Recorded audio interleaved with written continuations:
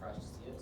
The Michelin restaurant rating system is a system through which anonymous critics dine at restaurants around the world. These critics are employed by the Michelin Group, a French tire company. Collectively, the Michelin Group rates about 40,000 restaurants around the world, and the ratings are updated annually. Every establishment receives multiple inspectors, some of whom may visit more than once. Once the restaurant has been inspected, the Michelin Guide director meets with the inspectors and they come to a unanimous decision. They rate based on 5 factors: quality of products, mastery of flavor and cooking techniques, the personality of the chef represented in the dining experience, harmony of the flavors, and consistency between inspectors' visits. 1 star means it's worth going if you're in the city, 2 stars means it's worth going if you're in the country, and 3 stars means it's worth flying to eat there. The system has no viable competitors and is immensely popular.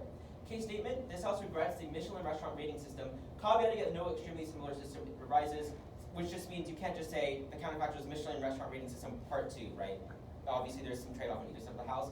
And final clarification, Michelin does have like other restaurant-related services. I think that this is largely outside of the scope of the debate, so we'll just say that they don't exist on GovSite either, but I don't think they actually matter. Sorry, I think you need to repeat the clarification. What? Right. So Michelin is a guide system, so it does other stuff besides just rating restaurants. And some of those are restaurant related. We're going to say that this is largely outside of the scope of the debate, and we're focusing specifically on the restaurant rating system. But we'll say that these don't exist on our side, but like they're really not part of the debate. Okay. How many stars? And should I start 15? 3 total. It's I have 1 no idea star. what mine is. Oh yeah, I started Okay. like 90 seconds ago. 1 star, 2 star, 3 star, and then there's like Big Gourmet, which is like something lower than that, and it's like cost effective to eat there or whatever. When every place they go to gets one of the ratings? Or is it? Or they No, can no, get no, zero no, stars like- as well. There are restaurants that like do not have, like for instance, if I go to Hefe's, like they don't have any Oh, that's stars, so true. right? Injustice of the century. I don't think Hefe's deserves Well, it. That's actually the collapse. That no Hefe's doesn't have any stars. Oh, I understand. Wait, how? Okay, never mind. Wait, the 40,000 restaurants are the ones that get the stars? So they visit about, they rate about 40,000 restaurants around the world every year. Oh, I understand. And like not all of them get stars. Yeah. But like So How many? you could have inspectors that visit and then they're like, this is trash, and then give you no stars, for example. So and the option is no star, 1 star, 2 star, 3 star. How rare is it to get a star? like In New York City, there's like 150 restaurants that have stars. yeah, like in any large major city, like We'll have quite a few. they will have like a large number of Michelin stars, but like the fraction out of total restaurants It's pretty that have small. Michelin stars is like pretty small.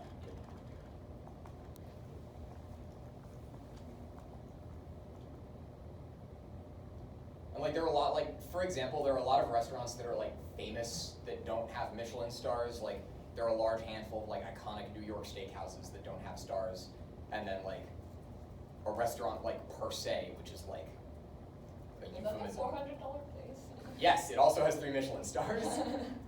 But it's like there are famous restaurants that have a lot of Michelin stars. There are famous restaurants that don't.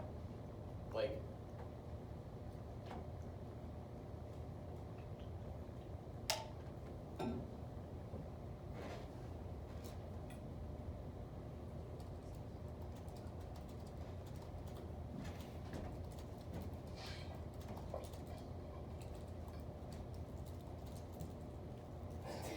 You need to stop. They know what's going on.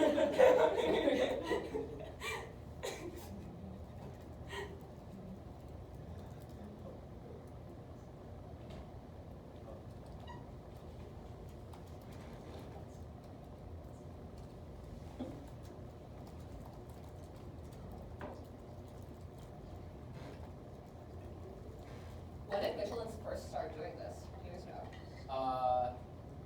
Some old, I want to say 1970s. yeah, like it was a while ago. Like as I think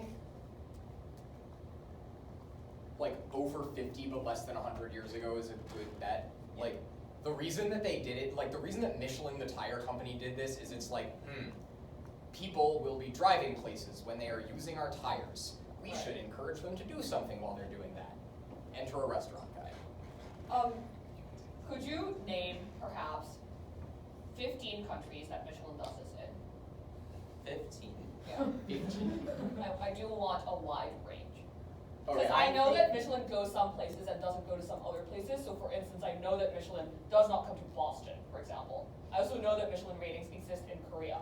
But Yeah. like, how wide is the array? I think it's largely up for debate the types of countries that they're going to be going to. Yeah, I mean, we're like- not going to caveat. Like, specific ones. if what you want is examples, like, here, I know that there are I know that there are Michelin-starred restaurants in Canada, the U.S., Mexico, 99.9% sure Brazil, England, France, Spain, not quite sure about Portugal, pretty sure about Germany, very sure about Italy, fairly confident about Russia, definitely China, definitely India, definitely South Korea, definitely Japan, 99.9% sure Australia, 99% sure New Zealand, I think Egypt has some. Pretty sure. Like Cairo's a big city. That's 14. 14. Okay. Okay. I'll give you one more. No, I'm kidding. That's 16. You're good. Okay. I'm pretty sure Turkey also has some. But like That is not necessarily all encompassing. yeah, like it's geographically varied, but like culturally, what kinds of restaurants they do are like part of the debate. Or can it be?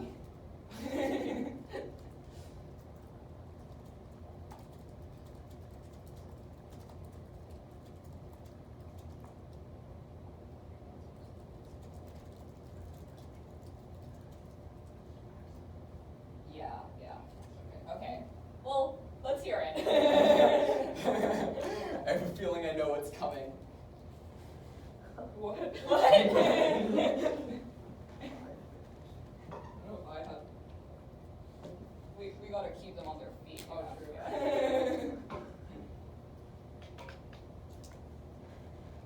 Yeah. All right. That's it. Getting speed right here. Real quick, one thing I will say before this round is, as per TAP policy, speaks theory is allowed in out-rounds. So do with that what you will. Is it? Am I allowed to run speaks theory that says you should retroactively change our speaks from prior rounds? Speaks theory is allowed in out-rounds. Why would But am I allowed to say you should give us higher speaks than them? Speaks theory is allowed in out-rounds. Let's do it. Yeah. Our first argument is that you should give us 35s. Okay, just kidding. All right, yeah, basic pleasantries. I gave Sam a business in the last round. Like, fun debate. I've had a great time. I'm very tired, however. Rutgers, good tournament. I had a good time. I'm very tired. Yeju and Catherine. It's like the 6th time we've hit. Always a good time. Hoping it's another good time. Never run this case before, so let the dice fall where they may. Anyone not ready? Starting in 3, 2, 1. First, 2 pieces of framing. Firstly, in a world without the Michelin rating system, the counterfactual is online rating systems like Yelp that just like aggregate restaurants. This is likely because with the advent of technology, more and more people begin expressing their preferences online. This begins to dominate the scene because other systems like TV shows or articles rating restaurants take a lot of effort to stumble upon, but one can just find reviews of customers by simply Googling the name of a restaurant. These systems are average, so it's easy to see a glimpse of overall reviews, and it's easy to remove fake or spam reviews by analyzing if they're posted around the same time as others. I might try to say that online rating systems are symmetric. This is perhaps true for small businesses, but since Michelin is a monopoly over large and rich restaurant ratings, people will not listen to Yelp for them. Secondly, this is unlikely to change how small businesses operate. 3 reasons. 1, given how many restaurants there are in the world and how inspectors only have a year to test all of them, small businesses are extremely unlikely to ever receive a star because there are too many of them. This means they are already gaining customers mainly through online ratings. Secondly, many of them operate in local communities, and given that they can express intimate personal relationships in their restaurant, they will spread quickly by word of mouth. This doesn't change on our side. This means more well-off restaurants are the central actors in the debate. Our first independent point then is that this harms cooking. First, fine dining is extremely narrow in its scope. 1, the people who created the system are French. Insofar as cuisine is very important in French culture, they have their own standards for how they grew up. This means their process of hiring will incorporate teachings or questions about what fine dining is that focus on French conceptions of it. Secondly, people not from the West are less likely to get into Western universities and colleges, since they're not geographically proximate to them, feel socially coerced to stay close to their family, and have more resources such as money and job opportunities closer closer to home. Critics are likely to be chosen from universities that the Michelin Group knows of, which are likely to be local ones, meaning critics are likely to be Western. I might make the argument that external pressure will make the Michelin system more diverse, but this isn't true since they have a monopoly over the system, meaning there is no leverage that anyone else has over them. Additionally, they are largely insulated from external pressure because the people buying into their system to begin with are likely to be very privileged, as the restaurants likely to get reviewed are situated in rich areas, run by rich people due to socioeconomic segregation and wage gaps. This means that the people most likely to use the Michelin system are not diverse in and of themselves, giving them no incentive to pressure the Michelin Group to be more diverse. Why does this lead to less diverse cooking? The Michelin stars are unipolar. Getting a Michelin star puts one's restaurant on the map because people see the reviews and start flocking there to see how good the food really is. Note that the Michelin stars are the only restaurant rating service of their caliber and so stand out above other rating services. Restaurants largely want this for 3 reasons. 1, they just want more money, since people are socialized to believe money is good, and to connect it with the ability to buy things we want. But additionally, since they want to improve their restaurant, this money gives them the resources to invest in their business. 2, they want to be famous, since that means more people invest time in the art pieces of food they create, which gives them value. 3, they're told that the pinnacle of culinary achievement is getting a Michelin star as they learn to be a chef. Since chefs will do whatever they need to do in order to get a star, this means curtailing creative enterprises and relying on stable and more well-known techniques for cooking, plating, even things like menu selection. They are too risk-averse to be different since they don't want to harm their chances. Because the inspectors are anonymous, the cooking styles cannot be tailored specifically to them, which means that the cooking styles chefs adopt must permeate their entire establishment at all times. This means the food they cook will be Western and French-centric. Moreover, it makes them far more likely to hire Western cooks over racial minorities, since they're the ones who are likely to know about it. This is an a priori bad, since the whole point of cooking is to make and find new flavors that people find interesting for its own sake, such that they can express themselves in their culture in a way that is interesting. What happens in the counterfactual? With rating systems, even if some websites or search engines have internal biases with the way that they promote websites, the people visiting ethnically owned or culinarily diverse restaurants are still likely to give that establishment good reviews. This means after initial reviews, any restaurant can be seen as comparable to a Michelin-starred one on our side of the house. Secondly, very racist or biased people will go to majoritarian restaurants on either side of the house. However, on op, people in the middle will see the Michelin stars as a unique rating system, follow them, and they get used to that standard and form of cooking, therefore following it. They are only attracted because of the prestige of the system. On Gov, those same people are more likely to see restaurants with a 5-star Yelp rating as these majoritarian restaurants, increasing the scope of the food they try and making it more likely that they go to diverse restaurants in the future. Thirdly, chefs themselves won't feel pressure to change the way they cook, as that won't influence the types of reviews that they get from Michelin-starred chefs. For Michelin-star reviewers. Finally, if rich people are going to be seen as or want to be seen as worldly, we should take advantage of this to force them to see their privilege. The stars commit a principled harm because it allows rich people to pretend to be worldly while still being surrounded by opulence. They go to a Michelin-starred Chinese restaurant that costs $250 per person per meal and believe themselves to be worldly. We should not allow that to happen. This means that their side of the house prevents people from experiencing social pressure to meaningfully step outside of their comfort zone and recognize their privilege.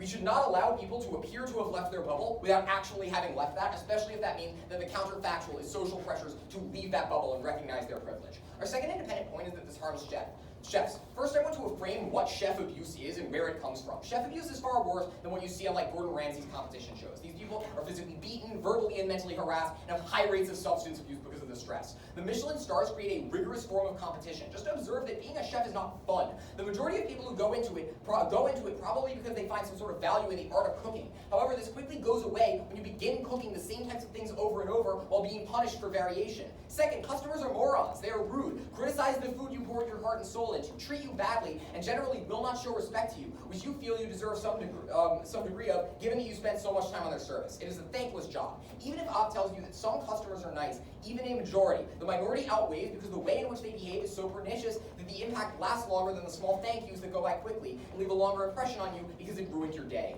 However, the Michelin stars create that thank by being unblemished and untouchable, and thus being the achievement and validation that these chefs can strive for.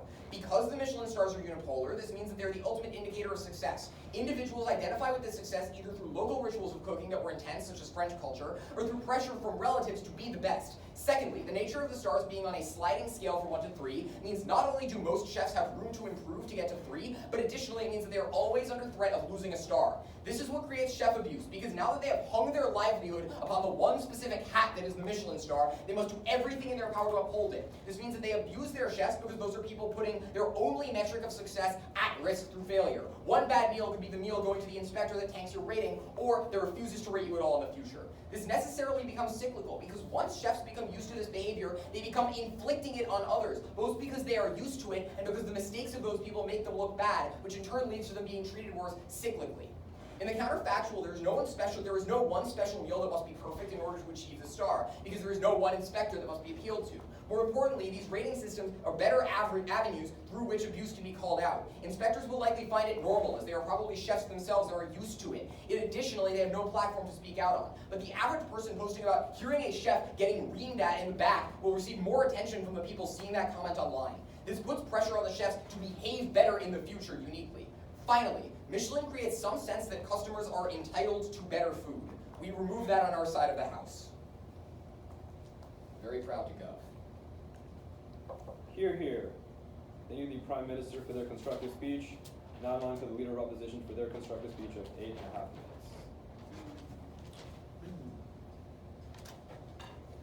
Sorry, I'm figuring out what I want to bring with me.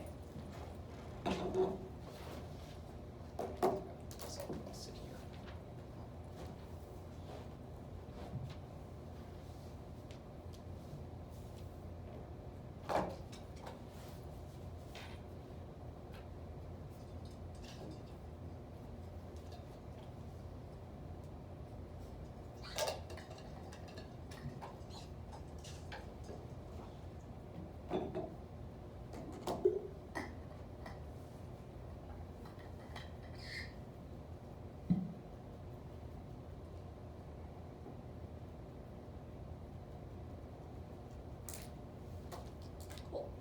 Pleasantries. Thank you, Rutgers, for running a great tournament.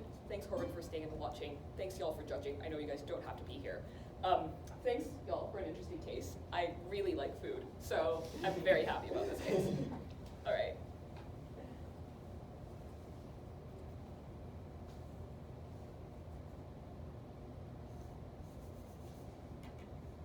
Starting in 3, 2, 1. I'm going to start off case. The first independent argument is that more restaurants get traction under our side that's unique to our side. That is, I'm going to concede the argument that, say, in the absence of this, it's probably likely that people are going to go to things like Yelp. But when you go on Yelp, you oftentimes search based on the preferences that you already have. I.e., if you already like a particular cuisine, you're more likely to think that other people who go eat other cuisines are probably snobby people, like people who you do not relate with, and therefore you do not use those kinds of tools in order to reach out and seek more food. The meaningful difference is that when a restaurant gets a Michelin star, you're more inclined to try the new food in the first place. I.e., the fact that it is something that you view as like more superior or like more higher necessarily means that people end up going to these restaurants. What are these restaurants going to look like? I'm going to beat the PMC argument and say, guys, this is French cuisine. This is one, empirically untrue. I.e., a lot of Michelin star restaurants that get ratings by individuals are, one, there's like the system of bib gourmand, which necessarily means that like these are restaurants that are slightly on the cheaper side, which means that it's also more accessible, and nonetheless they introduce various different kinds of cuisines. Secondly, you go on the Michelin star website and there's like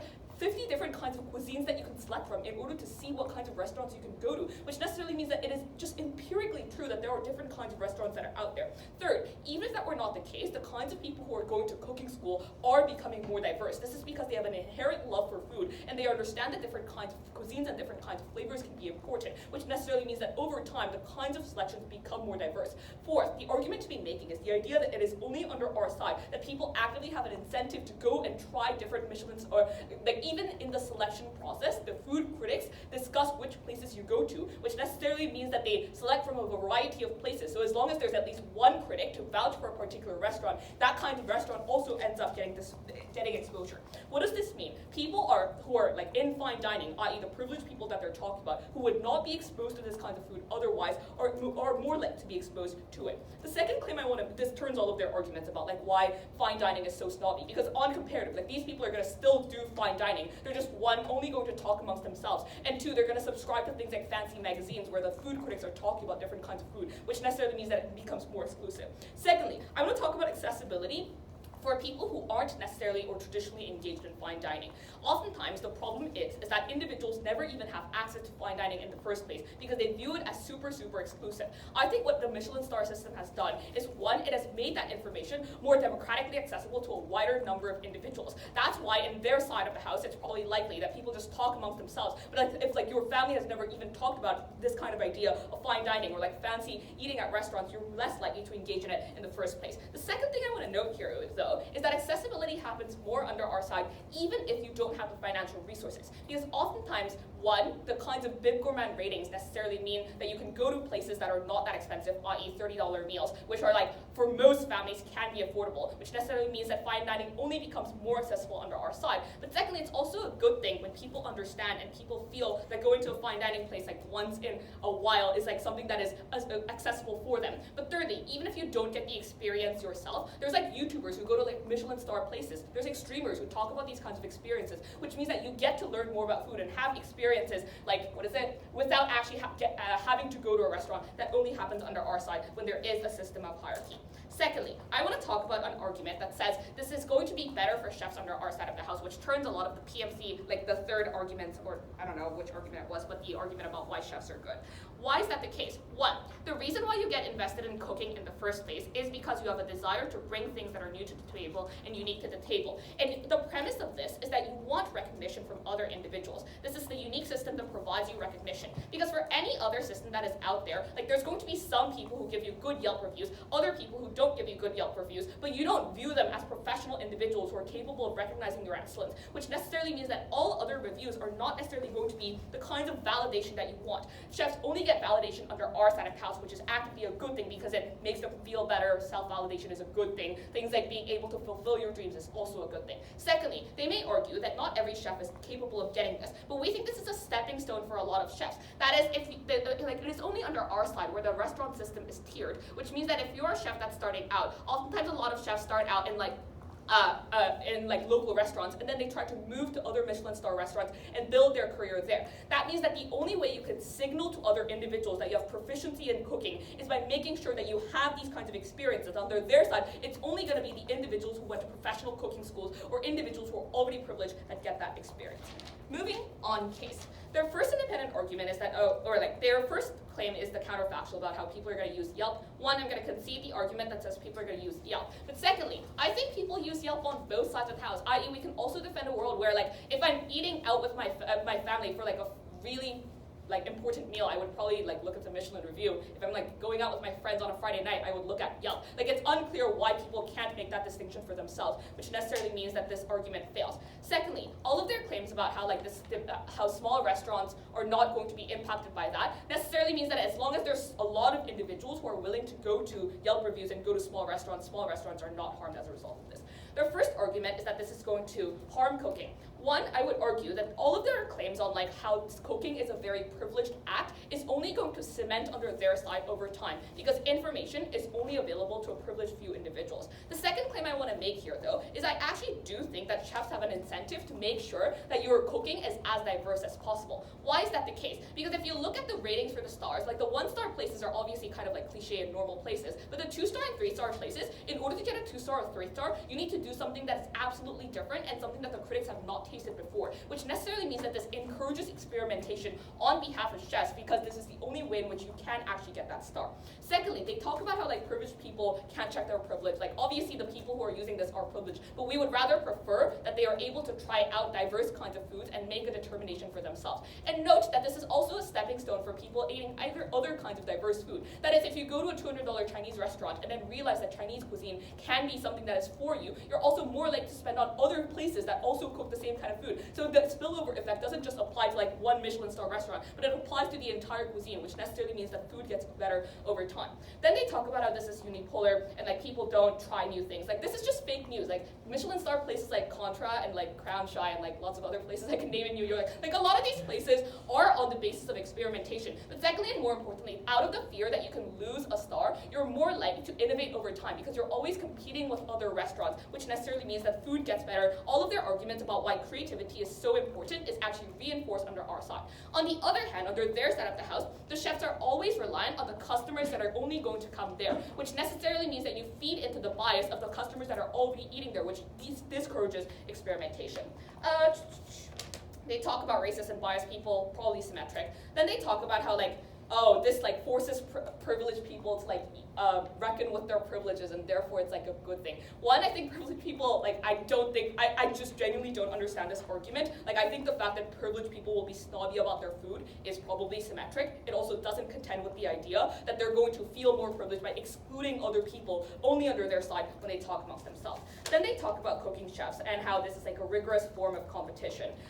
One, I would argue that a lot of chefs who are in the business are in it for the competitive like success, and therefore they're more like to compete with other individuals. I.e., even if you don't have the Michelin star rating, you still have things like cooking shows, you still have things like profit margins that you ought to care about. So they needed to prove what exactly is the marginal difference for the chef. But secondly, I've argued why chefs have a revealed preference for competition, and they do like competing, and therefore this is going to be a good thing. Thirdly, in areas where chefs oftentimes don't get traction or don't get visitors, the fact that people are visiting in order to eat at a restaurant can generate things like tourism, can generate things like revenue that just do not happen under their side of the house because of the fact that people are never coming to these areas in the first place. This is especially true for developing countries. This is especially true for rural areas where people just would not come to. That like even one restaurant that gets this can generate revenue. Proud to have this.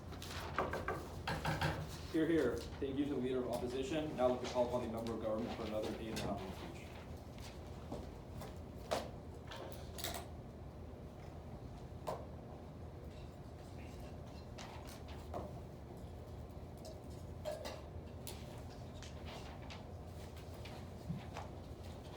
So it's going to be 3 overviews, and then off one.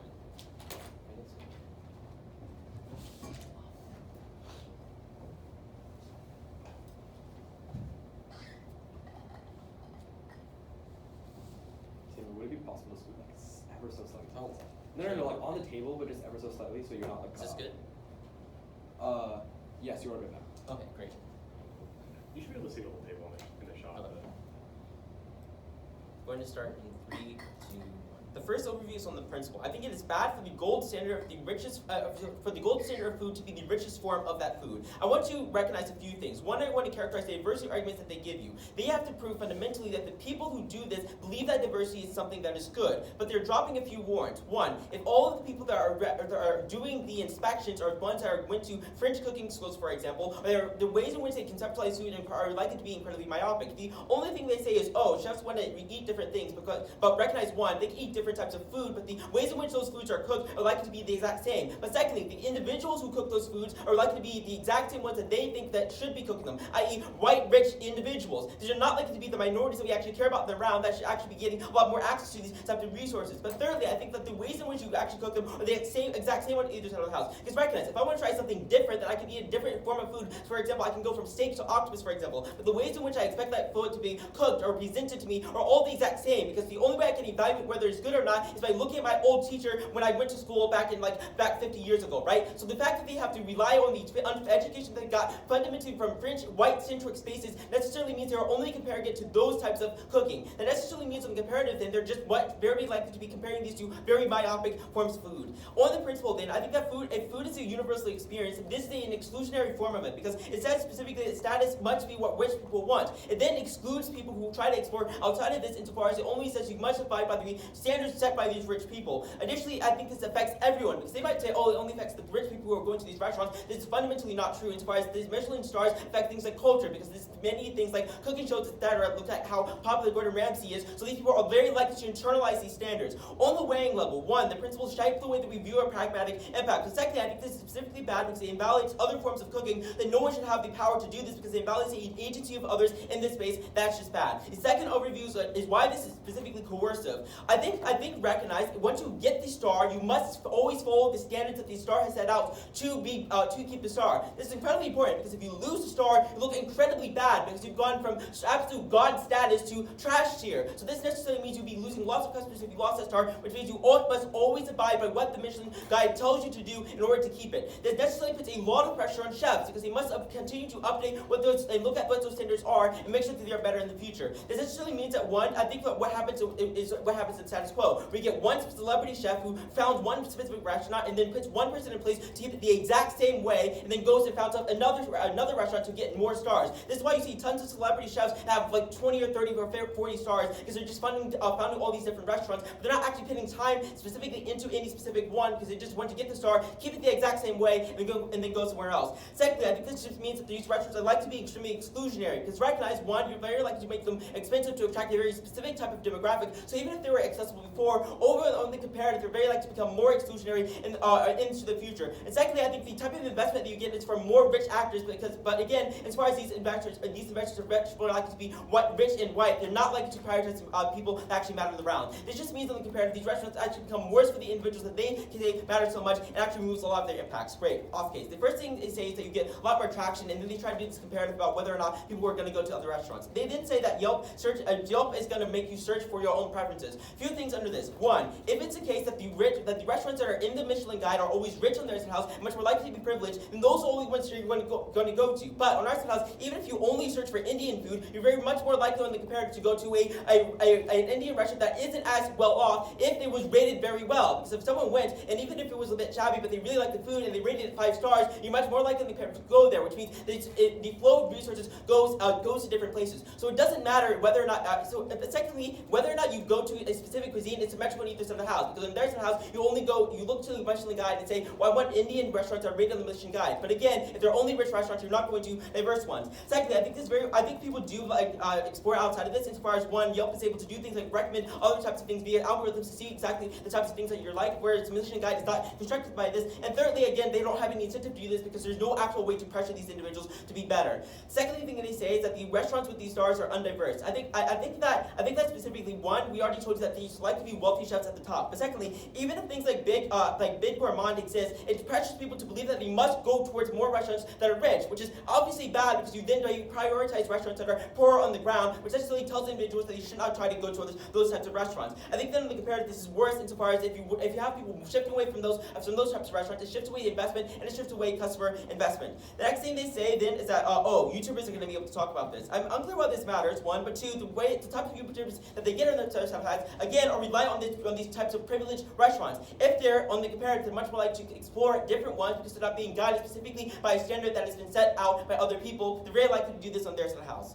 The next thing they say, is that I think that critics are incredibly biased because, one, we already gave the rich dining one, but secondly, these people are incredibly insulated. The only way in which they're able to explore different restaurants on their side of the house is if they've been influenced by other people to tell them that this is good. But if they're only surrounded by other people who look exactly like them, this is incredibly unlikely. Secondly, even if they do this, however, I think this is the co-option of diversity. What does this look like? This looks like rich white individuals co-opting Chinese food, for example, and making it themselves and then marketing it to other people. But obviously that's bad as far as it takes resources away from the minorities who would have in the counterfactual made that food anyway, which is always worse. They then say, if you do this, then you're just going to go to other places with the same cuisine. But no, this is obviously false as far as you look at the Michelin Guide for guidance for places to eat. So you're not going to go, I like this Chinese place on the Michelin Guide, I'm going to look for other Chinese places. You're going to go, I like this place on the Michelin Guide, I'm going to look for other places on the Michelin Guide. That essentially means you don't get access to this. Next thing they say is that chefs like validation. Okay, guys, this concedes the warrant. If they like validation, then they're going to weigh that over all the other impacts around, so you can just flow abuse straight through. Because if this is the only way through which they're able to get validation, they're going to justify the types of abuse that we tell you PMC are incredibly bad, which means that like to do things like have unsafe kitchen spaces, like to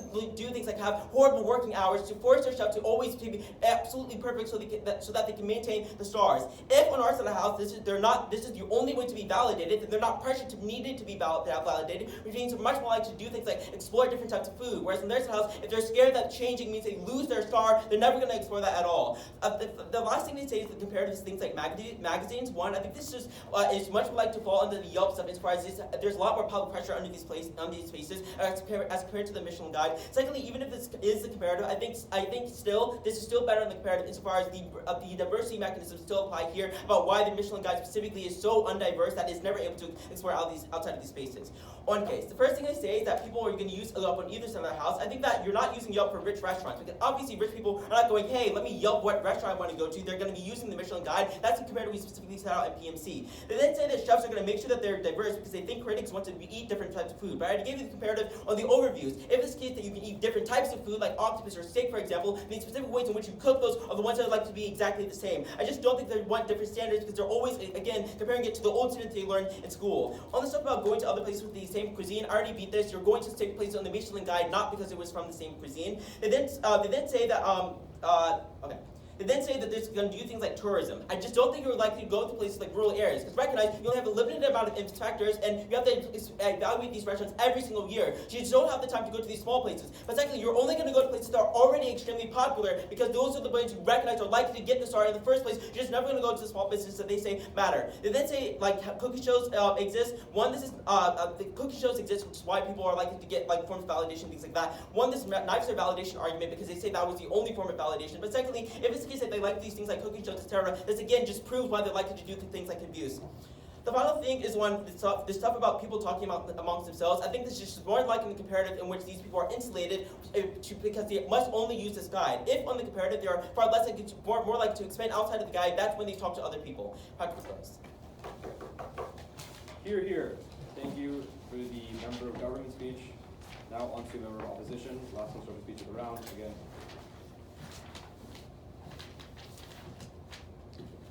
Okay. The overview and just like order of the MG. Can you say one overview? Yes. Okay. Okay.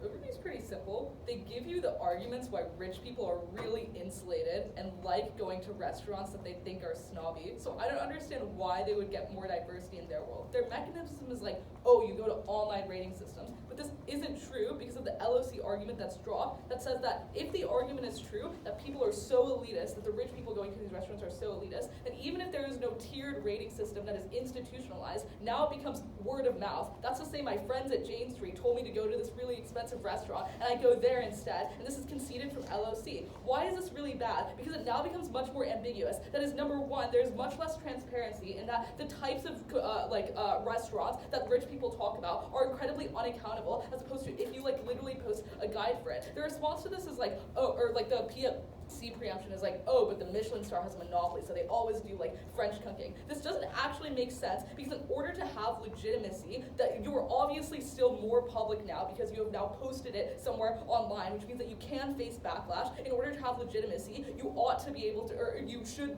expand the amount of restaurants you're giving out Michelin stars to. Also, the empirics thing is unresponded to. That's to say there are literal examples of where the Michelin star has been given out to restaurants that don't do literally just do French styles of cooking, right?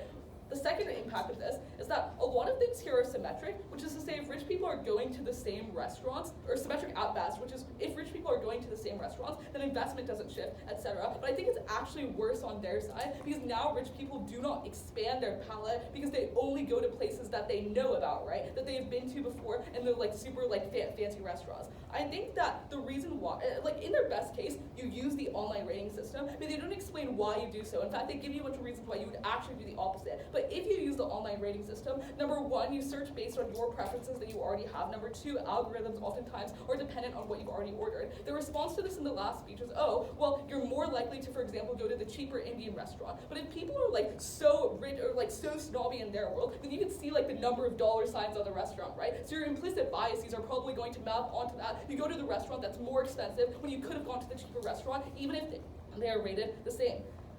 The overview from the MG. The first thing that they say is there's supposedly a principle. I don't really know what the principle is. It's exclusion is bad. I think one, that's obviously contingent on the crowd, but number two, I don't know why this is principally bad. It's to say the Grammys exist and we think this is good because it probably inspires things like art because now you have something to strive for, right? There are more chefs who go into cooking, right? Because they have some sort of validation, external validation that they can get for all of their hard work. The second response to this, or the specific responses on the idea that oh, you have French people who went to cooking schools. Number one, empirics, they concede. Number two, the backlash argument solves this. The monopoly mechanism doesn't fix for this, because obviously in order to have even if you have a monopoly, you have to have some sort of way of getting legitimacy. People have to buy into the fact that the Michelin star exists. Number 3, they also conceded the argument coming from LOC, that's to say there's innovation, because if everyone can just do the French style of cooking because it's institutionalized, because everyone knows what it is, then that means that you would have to give out Michelin stars to every single restaurant that does that, right? So it's probably the case that they reward innovation in cooking because it is something that is much rarer, and that rarity is something that they value. What's the next thing they say in the overview? Oh, the next 2 things I think are symmetric. They say first, you have to keep following if you have the star, then you have to keep doing what you're doing in order to keep the star. That means there's less innovation. I think this is entirely symmetric. This is not even just a mitigatory argument, because obviously if you would lose the Michelin star, you'd also lose things like customers, their transition costs, right? If you change your menu entirely, which means that you wouldn't do this in either world, because it's very difficult to innovate as expansively as they want. The next thing that they say is that you would raise prices. I think this is true regardless of whether you have the Michelin star. For example, this is true for a steakhouse. Yeah, you said there's a steakhouse called Benjamin Steakhouse in NYC, for example, that does this. Okay, the off case. The first thing they say is you go to a different Indian wait, this is also another thing I want to point out. They can see the stuff we gave you at the top, that you reference different things for different needs, right? Which is to say that sometimes you look at the Michelin guide if you're going out with a fancy night with your friends. Sometimes you look at Yelp reviews, in which case we can co-opt all of their impacts and get all of the benefits of the tiered ranking system, right? The different Indian restaurant thing I already responded to, because their arguments are that people are so biased against food that isn't made for rich people. You just look at the dollar signs on Yelp instead.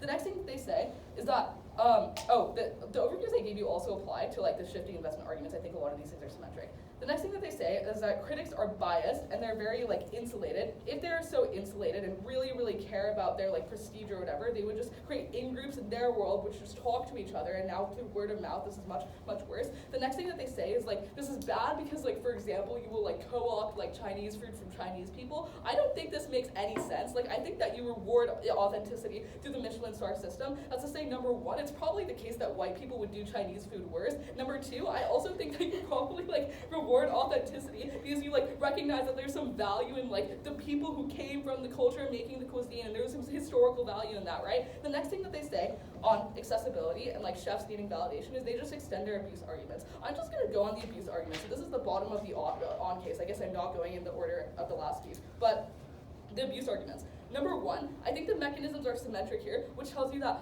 there's lots of competition, there are customers who are rude to you, you have profit incentives in either world, you still want to compete with other restaurants. I don't understand why, if those arguments are true, you wouldn't be similarly as abusive on our side. But number 2, I think that given that they tell you in case contract that the personality of the chef is a metric by which you rate them, or by which you give out Michelin stars, is a reason why in our world it's actually less likely that the chefs are going to abuse you, because they want some sort of good public-facing image, right? So I think this turns their argument. Number 3, there are also extra, or there are checkbacks on this, right? You probably don't want all of your cooks to hate you because you want people to work for you. Number 4, I think there are other external incentives as to why you are incredibly abusive to the people who work for you. That's to say, I think maybe people are good, or you don't go into the restaurant industry just needing a Michelin star, right? You probably have other incentives. That is the reason why you chose the restaurant industry in particular. Is probably because you just like cooking in the first place. You maybe get some joy out of it. I don't understand why this inspires abuse in their world. If the argument is you become corrupt because you have the Michelin star now, I don't think that's true, because you've already built your at the point at which you've gone here, you've already built your career off of being probably decent to your workers. The first argument then on the first thing, the argument on how cooking gets better, the only mechanism they really give you is that critics come from Western universities. This is based on French cooking. Number 1, I think that standards probably change over time. The fact that there are Michelin-starred restaurants in Italy and Korea is proof of this. Number 2, the monopoly thing doesn't work, etc. Overview. Number 3, you reward innovation. I want to place a double bind on this, because number 1, if it is true, then we win the argument about expanding your taste palette, because if people don't trust the Michelin star because you're only always doing the French way of making cuisine, then you will go to other restaurants.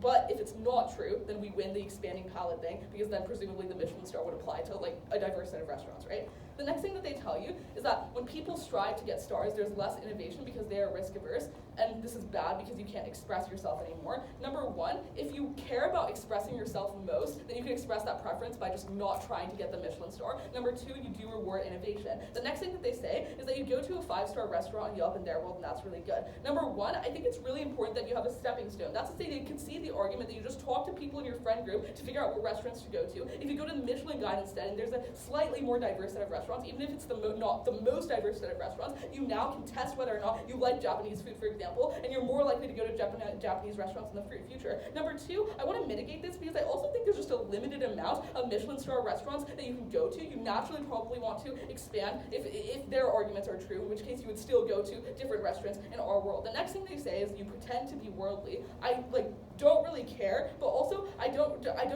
if the argument about spillover is true, that is, you go to a Michelin starred restaurant that has Chinese food, you go to different Chinese restaurants, and then we turn this. Very proud to oppose. Hear, hear. Thank you for the final constructive speech of the round. Now, I'd like to call upon Leader of Opposition for the reply speech. No new arguments, new examples are allowed. If you don't call it, it's not new.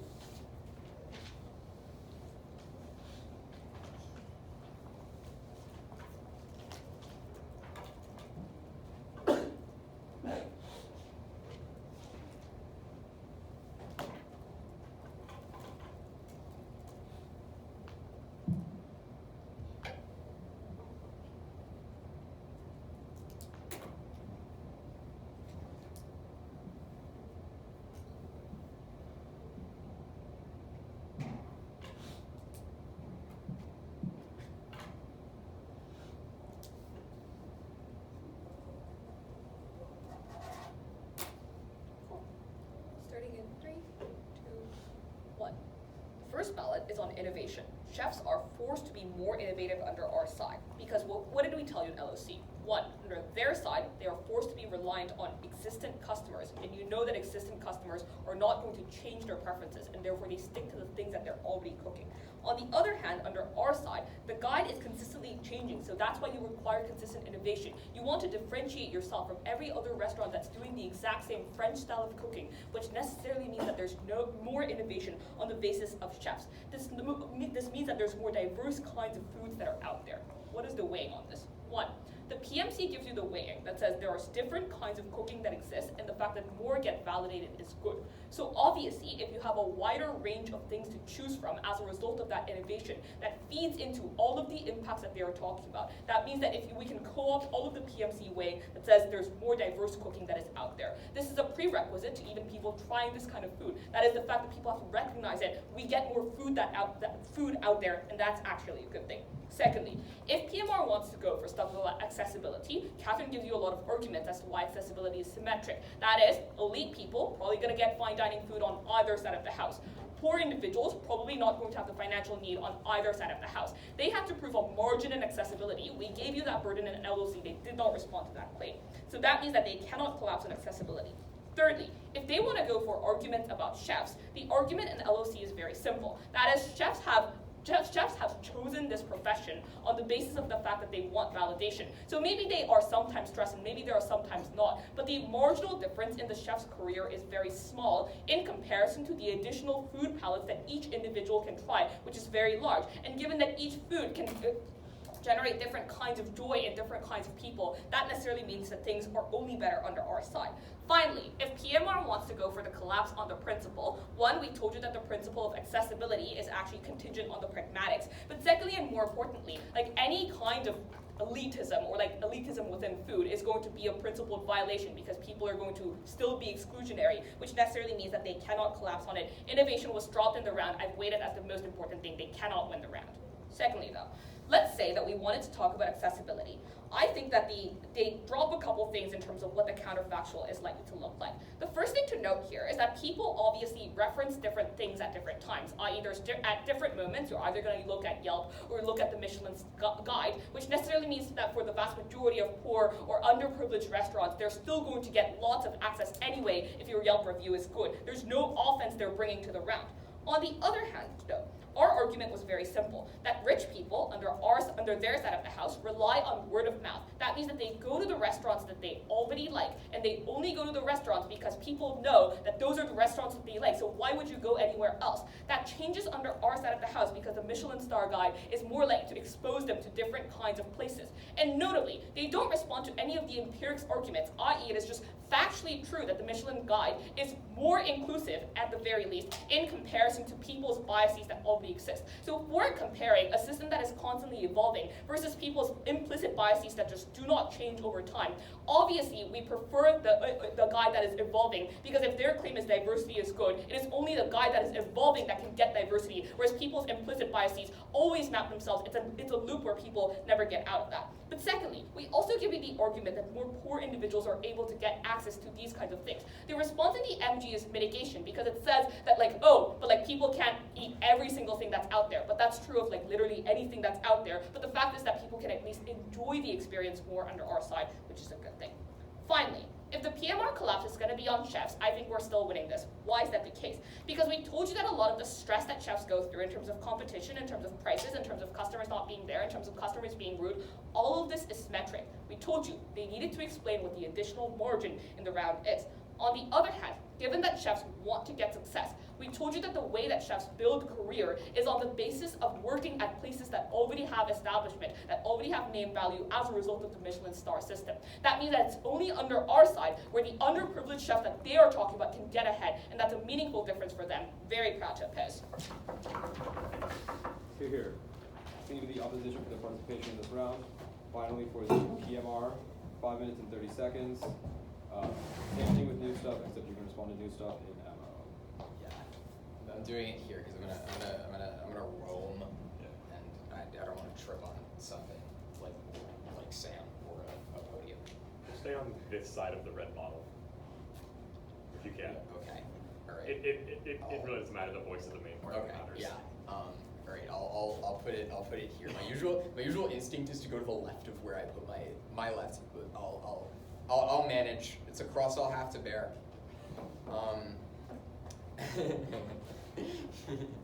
Anyone not ready? Okay. Orders gonna be voters.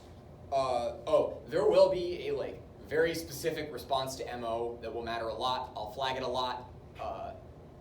And other than that, voters. Okay. Starting in 3, 2, 1. I want to just briefly touch on innovation, because I think that the LOR's argument that innovation is their strongest argument is correct. Their argument that it matters at all is not. Innovation does not matter at all because it is not impacted to any principle about what cooking ought to be. Innovation in food might be good in theory, but it's not exactly clear what artistic benefits the chefs get. What actually matters to them is validation, not necessarily being the most innovative chef out there. I think that this is nebulous, but I do want to touch. Yeah, what's up? I think the argument that says innovation has no artistic value might be new. I mean, if you're the interpretation, please do not interpret me saying it has no artistic value as an argument. It's an example of a way in which it was not weighed. We're just saying there was no impact. If you heard that and thought I was trying to garner offense off of saying it's not related to art, I'm not. It's an example of how it wasn't weighed. That's a good consideration. Yeah, I don't know what to say other than that. Okay. Starting again in 3, 2, 1. Their argument is that you need to innovate in order to have 2 and maintain a 2 and 3 star rating. But they didn't engage with what Sam told you in the MG, which is that in order to determine how they should quote unquote innovate, chefs are looking at the restaurants that currently have 2 and 3 stars so that they see what Michelin reviewers are actually caring about. This is not meaningful innovation. They are just copying what other people are doing and what has previously gotten them success. This is not meaningful innovation, whatever innovation is actually good for. But But moreover, they do not explain to you why the people who are conducting the Michelin reviews are actually good at gauging a kind of innovation. The closest thing to a response to our argument that these Michelin reviewers were educated at French institutes of culinary education and thus are only able to judge by French paradigms does not engage with what we were actually talking about. Because what they said is there's pushes for culinary institutes to be more diverse. But the problem is that the people at these institutes only learned how to cook from the people who taught them. That is, there will still always be a French methodological bias. Their empirics argument is true. I will buy that there are non-French restaurants in the Michelin guide. But the problem is that just the vast majority of the time, it will be essentially tokenizing them. It will essentially be done in order to say, look at how diverse we are being. These were the arguments that we are not getting. That the reviews that they're getting of 3-star restaurants will essentially mostly be judged by French standards. However, innovation is not the most important thing. The most important thing is abuse. This is where I want to make a very explicit response to MO, because they said, the personality of the chef matters, and thus that means that the reviewers. Yeah, what's up? Yeah, sorry. I just wanted to flag it. I might have just totally missed it, but I think the argument that says even in the instances where diversity does exist, it is in the form of tokenizing them might be new. Just wanted to flag it. Do you have anything to say about that? I think this is under my response on the off case to more traction. I say both. This is where I'm talking about the co-opting of diversity. And Real quick, Andrew, can you repeat what you're calling? You're calling tokenizing? Yeah. Okay. And then what is yeah, it? and I said this only happens in specific myopic ways, and that this is just co-opting diversity. You're So pointing that's to just which under- part of the MG? So this is, I'm saying it's in the MG under the responses to the diversity. Okay, we'll take it into consideration. Okay. I have myself at 3:15 remaining. Yes. Okay. Yes, I remember where I was. Starting again in 3, 2, 1. The MO says that, in construct it says that the personality of the chef matters. That was not what was in construct. What it said is the personality of the chef as reflected through the dining experience. That is, the extent to which the food that is prepared by the chef reflects their personality and reflects who they are. This is different from the way that they interact with the staff at the back. Moreover, because the reviewers have to remain anonymous, they cannot go into the kitchen to see how the head chef is interacting with the chefs, which means that they have no way of knowing if and where this abuse is occurring. The last thing and the most important thing is that by virtue of the fact that they are educated by haute French mucky mucks or whatever, means that these are the people who are going to say, in order to run a good kitchen, it must be an extremely tight ship. That is to say, the people who are doing these reviews are likely to believe that abuse by head chefs is good, because it is how they were taught a kitchen ought to be run. Turn the argument from MO. This is a new response, and I'm generating offense off of that, because that's my prerogative as the PM. The reason that this is important is because it means that there is an active incentive for, even if these reviewers are able to identify abuse, to identify that that is a sign of a good chef, and are thus likely to reward that behavior. But the far more important thing is what Sam tells you. Point of order. Yeah. Sorry, might be paradigmatic, but I think responses to the MO are fine, but generating new offense on the basis of that may not be fine. Just wanted to flag it. It's just what a turn is. Like- a turn is for response. Yeah, it's paradigmatic. I don't have anything to say. All right. On the abuse term, I see. We'll take it into consideration. Let me find myself, on the flow, not, Yeah. philosophically. I think that requires more than 2 minutes. You never know. You never know. I mean, he already knows his prerogative at PM is. So. He's halfway there. Okay. You know what his prerogative is LO is. Yeah. All right.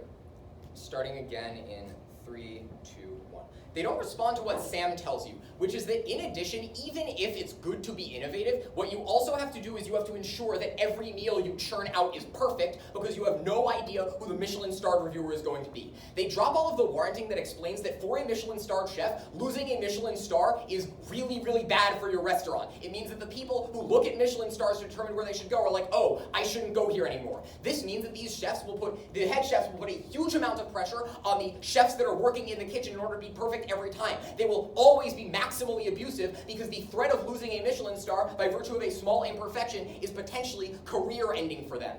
The reason that this is a huge problem is I'm going to make another response to Emma. They're like, people want to work for these chefs because they built a career off of decency. No, what they built their career off of is by being Michelin starred. Their argument about how people want to be able to move up in the chef world by virtue of having this tiering system. I know that I'm going to get a point of order from this. But the fact that they want to move up in the tiering system means that because these chefs have built their career off of being a Michelin star, people are more willing to tolerate this level of abuse. They're more willing to tolerate this level of abuse. This is bad because it leads to mental health harms.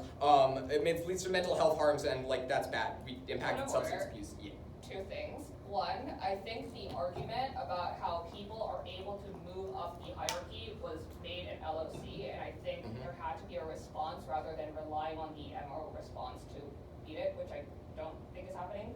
And secondly, I think the mental health harm impact might be due. Okay.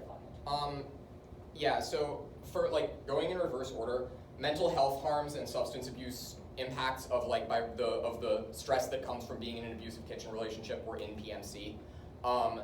Regarding the other thing, can you just say it one more time? Yeah, so I think the argument about, people are able to build up their career using this method of climbing through different kinds of kitchens was made in LOC. I think you are responding to that argument. Okay, yeah, I guess what I'm saying here is that, so I'm responding to the argument that the chefs built their careers off of decency and are thus good people to work for. What I am saying is that what they built their career off of and what incentivizes people to work for them is their reputation, which incentivizes them to be willing to tolerate their abuse. I guess part of this is paradigmatic, but the arguments that number one, Michelin-starred chefs are likely to be abusive people. I'm gonna stop you there. I think I understand what you're talking about. You understand what we're talking about? Yeah, Okay. yeah. We'll take under consideration. Let me find myself again. You just talked about impacts of mental health harms and substance Yes, abuse. that is true. I did do that. Okay. In that case, starting again. Wait, no, there was an important thing I was about to say that was slightly orthogonal to that. Damn.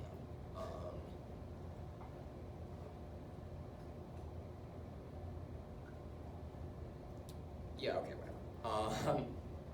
All right. Starting again in 3, 2, 1.